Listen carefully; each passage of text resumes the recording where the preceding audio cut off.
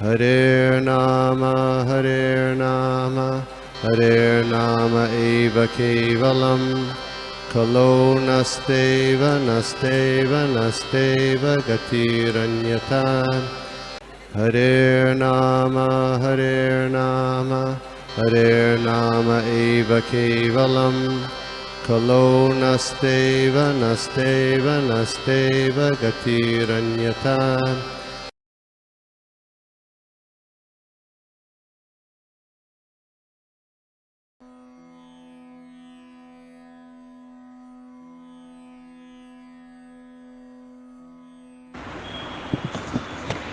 हरे कृष्णा।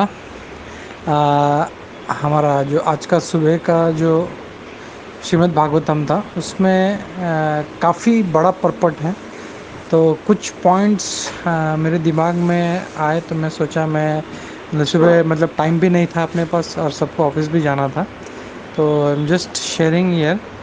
तो जैसे आज के श्लोक में प्रभुपाद जी कहते हैं पर्पट में तात्पर्य में कि हमें कम से कम जो है गृहस्थ को 50% जो है अपना हार्ड अर्न मनी यानी अपने मेहनत का कमाया हुआ, लॉटरी लगा हुआ नहीं, जो अपनी मेहनत से जो कमाया है अपना जो सैलरी है उसका 50% सीधा हमें उसको दान कर देना चाहिए। तो आम तौर पे पहले ऐसे लोग किया करते, लेकिन शायद आज कलयुग में भी नॉट प्रैक्टिकल। तो एटलीस्ट 50% नहीं तो एटलीस्ट 5 to 10% जो है हमें एटलीस्ट जो है भगवान की सेवा में या सीधा मंदिरों को दे देना चाहिए। जैसा मैं कोशिश करता हूँ कि कोशिश नहीं मतलब मेरा हर महीना जो है एटलीस्ट मेरा 5% जो है मैं सीधा अपने गुरु महाराज को मतलब भेज देता हूँ, और फिर बाकी जो है मतलब जो भी मतलब मंदिर को देना है या कोई पूजा करना है तो that is separate, but at least I make sure कि जो है 5% जो है एटलीस्ट जो है it goes to my spiritual master. तो कोशिश करना चाहिए, हम लोग 50% तो नहीं कर सकते, एटलीस्ट तो 5 to 10% तो हम लोगों को कोशिश करनी चाहिए कि हम लोग इस स्पिरिचुअल कॉज में यूज़ कर सकें। और जैसे हम लोग देख रहे थे क्योंकि गृहस्थ पे ही जो बाकी वर्ण हैं, जैसे 4 वर्ण हैं, ब्रह्मचारी, गृहस्थ, वानप्रस्थ और सन्यास। तो सन्यास तो हैं वो तो भक्ति में लगे हैं, वानप्रस्थ है वो सब रिटायर्ड लाइफ में है, सब छोड़ के जंगल में रह रहे हैं, कुटिया में रह रहे हैं। अब ब्रह्मचारी है वो तो अभी सीख रहा है। तो ओनली गृहस्थ इज़ द वन जो बाकी चारों वर्णों को तीनों वर्णों को चलाता है। तो इट इज़ वेरी इंपॉर्टेंट कि गृहस्थ शुड बी वेरी लिबरल। और ये जो एक कलयुग के प्रभाव से जो हमारे अंदर मेंटेलिटी आ गई कि we are not able to do some charity और we are not able to give, वो that is the cause of our fall down. क्योंकि हम लोग जितना दान करते हैं एटलीस्ट उतना पुण्य तो हमको मिलता है, हमको अपने गुरु महाराज को दे रहे हैं तो वो पुण्य नहीं है, that is spiritual cause, it will help us in our devotional life. लेकिन अगर ऐसा कुछ भी करते हैं जैसे कुछ है मंदिरों में देना है तो दैट इज़ एन एक्ट जो हम लोगों को स्पिरिचुअल लाइफ में हम लोगों को वो आधार देगा, हम लोग को वो सपोर्ट करेगा, हम लोगों को बचाएगा हम लोगों को। तो ये हम लोगों को ज़रूर करना चाहिए जो यहाँ पे प्रभुपाद कह रहे हैं।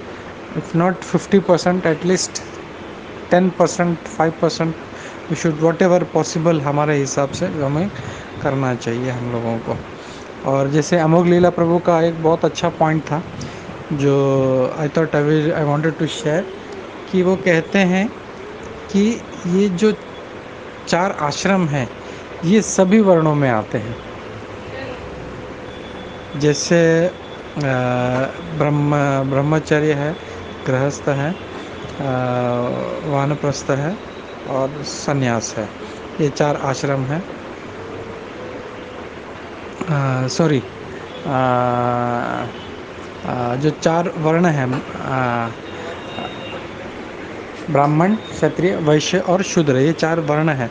इन चारों वर्णों में ये 4 आश्रम आते हैं। जैसे गृहस्थ आश्रम है। तो गृहस्थ आश्रम में एक शूद्र भी रहता है, एक वैश्य भी रहता है, एक क्षत्रिय भी रहता है, एक ब्राह्मण भी रहता है। तो ये जो चारों वर्ण हैं, ये इनमें ये होता है, लेकिन चारों आश्रम इनमें नहीं होते। तो वो जैसा वो एक्सप्लेन करते हुए बताते हैं कि ब्राह्मण जो है वो पहले ब्रह्मचर्य आश्रम में रहता है, फिर गृहस्थ आश्रम में जाता है, फिर वानप्रस्थ लेता है और फिर संन्यास लेता है। क्षत्रिय जो है वो ब्रह्मचार्य आश्रम में रहता है, फिर गृहस्थ आश्रम में जाता है और फिर वानप्रस्थ लेता है, लेकिन वो कभी संन्यास नहीं लेता। संन्यास आश्रम उसके लिए नहीं है। फिर वैश्य जो है वह ब्रह्मचर्य का पालन करता है और गृहस्थ आश्रम में रहता है, लेकिन वो वानप्रस्थ में और संन्यास आश्रम में नहीं जाता। लेकिन एक शूद्र जो है वो सिर्फ गृहस्थ आश्रम में रहता है। उसके लिए हरे कृष्णा, सॉरी एक कॉल आ गया था तो कट गया। फिर दूसरा जो बहुत इम्पोर्टेंट पॉइंट जो प्रभुपाद जी कह रहे हैं कि सारा जो ट्रेनिंग है वो व्यक्ति को ब्रह्मचर्य आश्रम में ही मिल जाता है। इसीलिए जो है ब्राह्मण, क्षत्रिय और वैश्य जो है उनको अच्छा ट्रेनिंग मिल जाता है। इसके लिए ये लोग जो है अपना कर्तव्य बहुत अच्छी तरह से कर सकते हैं। और शूद्र जो है वो, उसका जो मेंटलिटी है वो सिर्फ जो है अपना सेवा करना, अपना घर परिवार चलाना, बीवी बच्चों को पालना, इतना ही रहता है। तो इसके लिए, और इसीलिए मैंने रिसेंटली कहीं लेक्चर में सुना था कि जो एक शूद्र है उसको ज़्यादा धन इसलिए भी नहीं दिया जाता क्योंकि अगर उससे धन मिलेगा जितना, तो वो सिर्फ जो है वो उसको गलत उपयोग में लगाने में वो यूज़ करेगा उसको, और जो है वो गलत रास्ते पे चला जाएगा, मोक्ष की तरफ नहीं बढ़ पाएगा। इसके लिए उसको ज़्यादा धन भी जो है देना उसके लिए ख़तरनाक हो सकता है, इसके लिए वो नहीं देना चाहिए। और फिर आगे प्रभुपाद जी कहते हैं कि जैसे राजधर्म में जो टैक्स के बारे में कहा गया, तो प्रभुपाद जी कहते हैं कि तब जो है टैक्सेशन का जो भी लॉ था एकदम सिंपल था। उसमें सीधा जो था 1/4 जो थे वो 25% जो भी कमाई होती थी वो सीधा जो है राजा को चले जाता था, कोई कॉम्प्लिकेशंस नहीं हुआ करता था। लेकिन आजकल जो है इतना कॉम्प्लिकेशन हो गया है और लोग जो है मतलब लगभग 40% टैक्सेशन हो गया है, प्लस जीएसटी और पता नहीं क्या क्या क्या क्या जो अलग अलग प्रकार के टैक्स है। तो हम लोग का जो एक आम जो जनता है वो सिर्फ जो है टैक्स से परेशान है, और वो कलयुग का ही एक लक्षण है एक्चुअली। लोग इसी से त्रस्त होकर लोग फिर जंगल की तरफ भागना शुरू करेंगे। तो ये एक पॉइंट प्रभुपाद जी यहाँ पे उठाते कि तब जो था टैक्सेशन बहुत ही सिंपल हुआ करता था और उसमें भी कोई ज़बरदस्ती नहीं है। आज हम लोग टैक्स नहीं भरते हैं तो आईटी वालों का तुरंत मेल आ जाएगा या फ़ोन आ जाएगा कि भाई टैक्स नहीं भरा है आप लोगों ने। तो ये जो है एक कंपल्सेशन हो गया है। एंड आगे प्रभुपाद जी बहुत अच्छा पॉइंट्स इसमें कवर करते हैं। आगे कहते हैं कि to get freedom from anger one should learn how to forgive. अगर किसी को अपने क्रोध पे वश रखना है तो उसे क्षमा करना बहुत ज़रूरी। तो हम लोग बहुत से जो देखते हैं हम लोग को जिसको क्रोध आता है, तो अगर उसे अपने क्रोध से छुटकारा पाना है तो उसे क्षमा करते जाना चाहिए उसे। और कल मैंने ये ट्राई किया, जब कार में जब आ रहा था, लोग जो मतलब एकदम रैश ड्राइविंग कर रहे थे, तो कभी कभी मुझे थोड़ा सा गुस्सा आ जाता है। लेकिन ये पढ़ने के बाद जब शाम को मैं जब घर आ रहा था तो मैंने प्रैक्टिकली इसको रियलाइज़ किया, तो मैं बोला नहीं चलो जाने दो उसको, जाने दो, छोड़ो। तो ऑटोमेटिकली जो था मेरे मन में जो था एक पीसफुल फीलिंग था एंड एक एजिटेशन नहीं था। So this is a practical example. तो प्रभुपाद जी यही कह रहे हैं कि अगर हैं क्रोध से मुक्त रहना है हमें तो लोगों को क्षमा करना चाहिए। फिर आगे वो कहते हैं जो इलिसिट या अनलॉफुल डिज़ायर्स हैं उससे अगर हमें बचना है तो कोई प्लान नहीं करना चाहिए हमें. One should not make plans to be free from unlawful desires. One should not make plans, ये प्रभुपाद जी कहते हैं. फिर आगे कहते हैं अगर निद्रा को हमें कंट्रोल करना है तो स्पिरिचुअल कल्चर जो है हमको स्पिरिचुअल जो है वो कल्चर करना चाहिए हम लोगों को. मतलब स्पिरिचुअल चीज़ों में हम लोग को ज़्यादा इन्वॉल्व होना चाहिए, तो वो कहते हैं.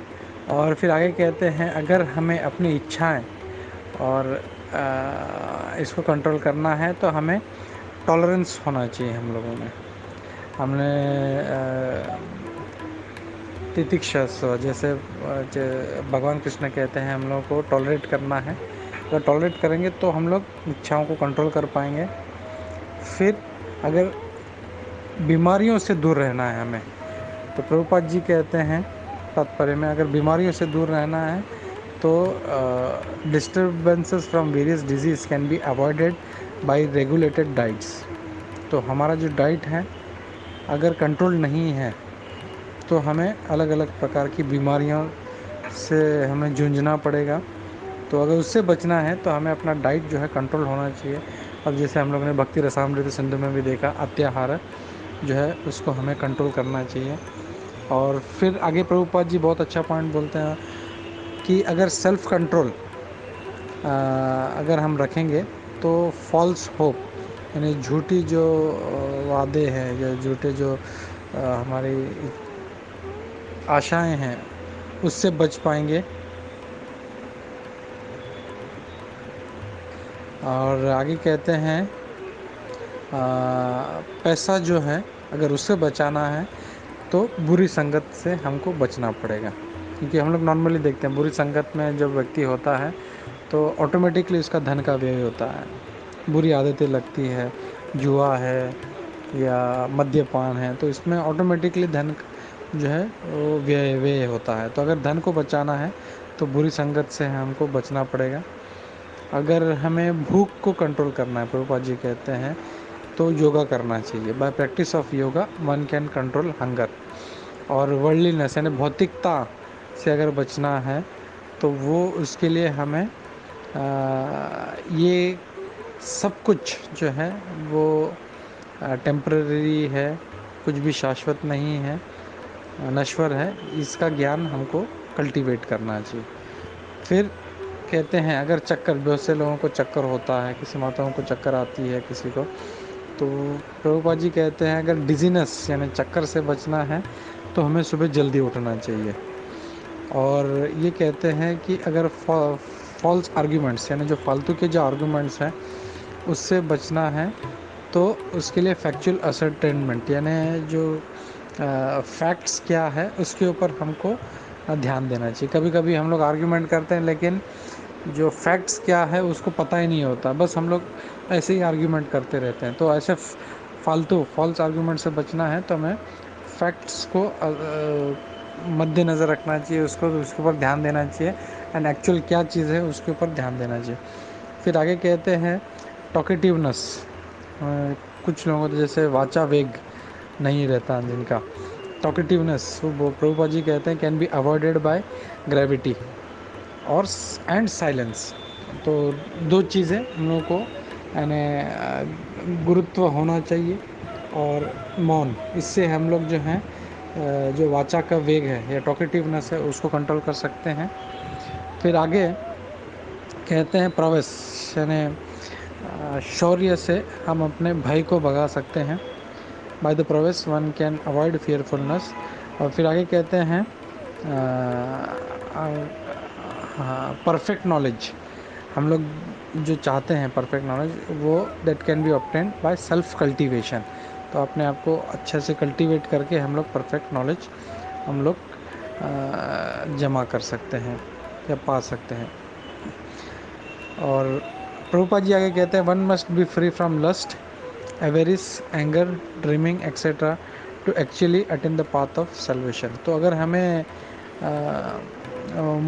मुक्ति की तरफ आगे बढ़ना है, हमें भक्ति में आगे बढ़ना है, तो काम, क्रोध, लोभ ये सब जो चीज़ें हैं, फिर ड्रीमिंग, यानी कुछ लोग बोलते हैं ना दिन में सपने देखते हैं, मैं ये करूँगा वो करूँगा, तो ऐसे सब चीज़ों से हम लोगों को बचना चाहिए।